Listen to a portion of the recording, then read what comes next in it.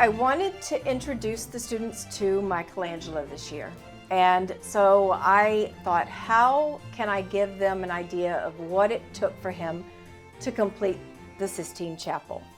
And I actually got a company to donate all of the scaffolding for the week so the kids could experience what it might be like to paint under something and to look up. Now you are going to paint the Sistine Chapel. As you can see, I have not finished chopping off the blue and the gold stars to paint the rest of the paintings. So today you will get a chance to paint just like Michelangelo.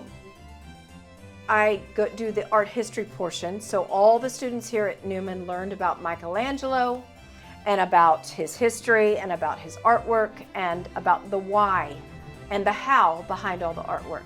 But what I really want them to understand is that it took resilience, it took believing in oneself to get the artwork accomplished for the Sistine Chapel to be finished.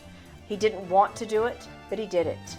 He doubted himself and his skills in painting, and he did it. So he had grit to finish something very, very difficult. And that's what I want my students to understand, is that they can accomplish very, very difficult things, and they can do amazing things in their life. So they got a little bit of taste of what it was like to be Michelangelo in this lesson.